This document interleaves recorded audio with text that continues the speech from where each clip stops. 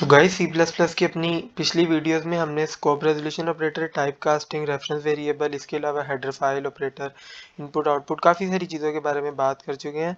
तो अगर अभी तक आपने इस प्लेलिस्ट को सेव नहीं किया तो यहाँ पे इस स्टार पे क्लिक करके इसको बुकमार्क करके सेव कर लें, ताकि आपको इसकी सारी वीडियोज़ आसानी से मिल जाए। तो हम चलते हैं आज के अपने टॉपिक के ऊपर। तो आज का जो हमारा टॉपिक है उसके अंदर हम बात करेंगे तीन चार चीज़ों के बारे में बात करेंगे। सबसे पहले हम बात करेंगे कॉन्स्टेंट्स के बारे में, उसके बाद हम बात करेंगे मैनिपुलेटर्स के बारे में, फिर हम बात करेंगे ऑपरेटर प्रेसिडेंस के बारे में।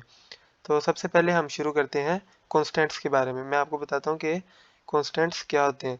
आपको पता है कि जब हम अपने प्रोग्राम के अंदर कोई वेरिएबल डिक्लेयर करते हैं, जैसे यहाँ पे देखें हमने एक वेरिएबल डिक्लेयर किया है इंटीजर A33, उसकी वैल्यू को जब हम आगे जाके चेंज भी कर सकते हैं। ये देखें, सबसे पहले मैंने उसको 33 असाइन किया, उसके बाद मैंने उसको 22 भी असाइन किया।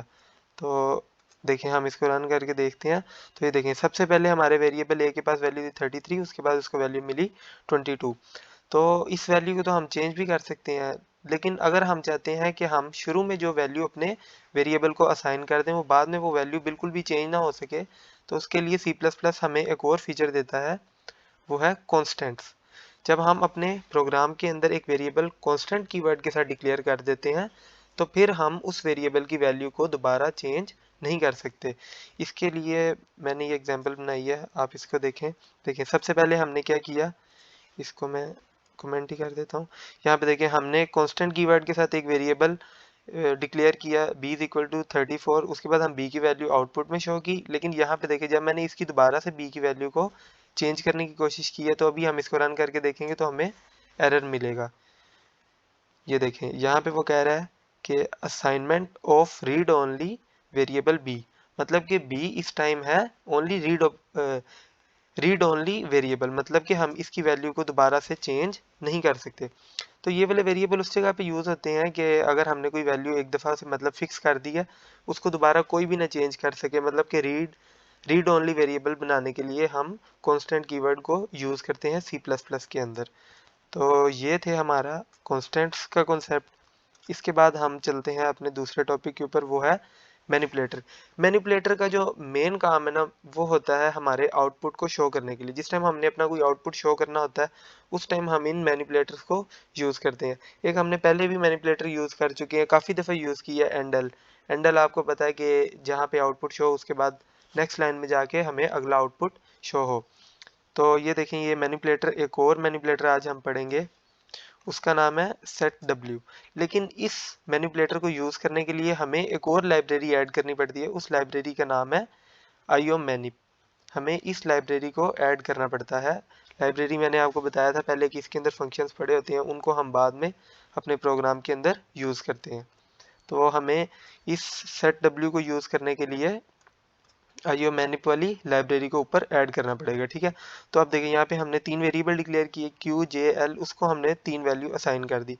तो सबसे पहले हम इसका आउटपुट इस तरह देखेंगे, उसके बाद हम यहाँ पे देखिए सेट डब्ल्यू वाला फंक्शन यूज़ करेंगे और इसको एक दफ़ा रन करके देखते हैं, फिर आपको अच्छे तरीके से समझ आ जाएगी कि ये क्या हो रहा है यहाँ पे। तो ये देखें, यहाँ पे जब हमने आउटपुट में शो किया, पहले सबसे पहले यहाँ पे आ रहा था क्यू की वैल्यू 223, 244, 4567 हमें आउटपुट में शो हुई। लेकिन उसके बाद देखें, यहाँ पे जब हमने इसको इस तरह से आउटपुट में शो किया तो ये राइट जस्टिफाइड है। यहाँ पे कुछ इसकी स्पेस का मसला है, इसको मैं थोड़ा सा सेट कर देता हूँ। तो अब हम देखेंगे कि ये जब हमें आउटपुट में शो होगा तो ये राइट जस्टिफाइड होगा। तो ये देखें, अभी देखें, सबसे पहले 23 आया, फिर उसके बाद 244, इस तरह से। मतलब जब हमें आउटपुट को अपने किसी तरह से कभी इस तरह से शो करवाना पड़ जाए तो हम उस जगह पे इस फीचर को इस्तेमाल करते हैं, सेट डब्ल्यू का ये काम होता है, ठीक है। इसके बाद हम चलते हैं अपने ऑपरेटर प्रेसिडेंस के बारे की तरफ। ऑपरेटर प्रेसिडेंस क्या होता है, जिस टाइम हम देखें कोई ऑपरेशन परफॉर्म करते हैं, मतलब मल्टीप्लिकेशन का, सब्सट्रैक्शन का, तो ये ऑपरेशन किसी सीक्वेंस में चल रहा होता है। तो कई दफ़ा तो हम सोचते हैं कि ये डिमास रूल से मतलब कि सॉल्व हो रहा है, लेकिन प्रोग्रामिंग में ये इस तरह से सॉल्व नहीं होता। प्रोग्रामिंग के अंदर C++ के अंदर कुछ रूल्स होते हैं जिनके मुताबिक ये वाले जो ऑपरेटर्स होते हैं इनको सॉल्व किया जाता है। तो इसकी वेबसाइट पे हम चलते हैं। यहाँ पे आप देख सकते हैं कि ये सारे जो ऑपरेटर हैं ये लिखे हुए हैं। इनको आपने याद नहीं करना, सिर्फ आपने देखना है जो कॉमन ऑपरेटर है उनके बारे में आपने देखना है कि पहले कौन सा ऑपरेटर सॉल्व होता है, उसके बाद कौन सा सॉल्व होता है। सिर्फ आपने इन चीज़ों की एक दफ़ा से ओवरव्यू लेना है कि ये कौन कौन सा ऑपरेटर पहले उस कौन सा ऑपरेटर पहले ओपन होगा, उसके बाद कौन सा चलेगा। सिर्फ हमने यहाँ पे ये देखना है।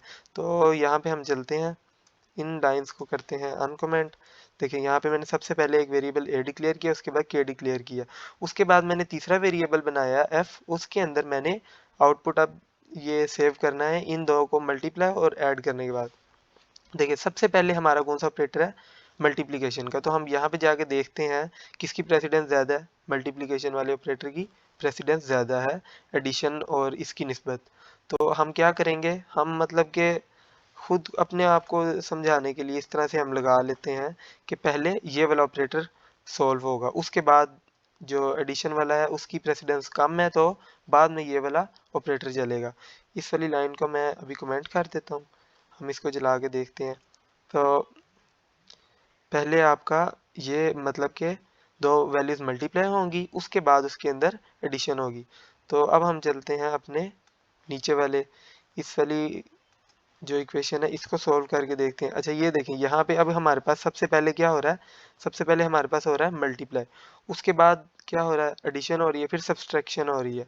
तो हम यहाँ पे देखते हैं, यहाँ पे अब देखें हमारे पास जो है एडिशन और सब्सट्रैक्शन, इनकी क्या एसोसिएटिविटी, इनकी जो मतलब प्रेसिडेंस है वो दोनों तो सेम है, मतलब कि ये दोनों एक ही मतलब के लेवल के हैं कि ये दोनों ने एक ही टाइम पे सॉल्व होना है। तो हम जब इस तरह की सिचुएशन आ जाए तो हम वहाँ पे कॉन्सेप्ट यूज़ करते हैं एसोसिएटिविटी का कॉन्सेप्ट हम वहाँ पे यूज़ करते हैं। तो एसोसिएटिविटी क्या कहती है कि जब इस तरह की चीज़ आ जाए तो हमारी इक्वेशन सॉल्व होती है लेफ़्ट टू राइट। अब क्या होगा, लेफ़्ट टू राइट एडिशन और सब्सट्रैक्शन वाले जो फंक्शन है वो परफॉर्म होंगे। तो हम यहाँ पे चलते हैं, यहाँ पे हम लगा लेते हैं ब्रैकेट। सबसे पहले क्या होना है, मल्टीप्लिकेशन होनी है, यहाँ पे होगी मल्टीप्लिकेशन, उसके बाद हमारे पास क्या होनी है, एडिशन होनी है।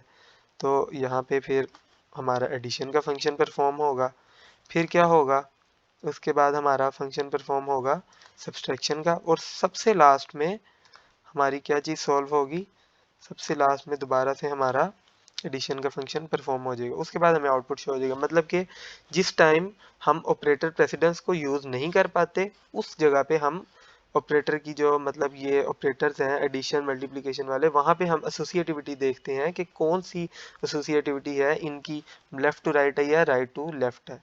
तो उम्मीद करता हूँ आपको इस कॉन्सेप्ट की अच्छे तरीके से समझ आ गई होगी। लेकिन फिर भी अगर आपके माइंड में कोई क्यूरी या किसी चीज़ की समझ नहीं आई तो आप नीचे कमेंट में लिख के पूछ सकते हैं। तो गाइस अगर आपने अभी तक इस प्लेलिस्ट को सेव नहीं किया तो इसको सेव कर लें, इससे आपको सारी वीडियोस मतलब सीक्वेंस में मिल जाएंगी, लेक्चर 1 2 3 4, इस तरह से आपको समझने में ज़्यादा आसानी होगी। तो होप सो गाइस आपको समझ आ गई है। ओके, अल्लाह हाफिज़।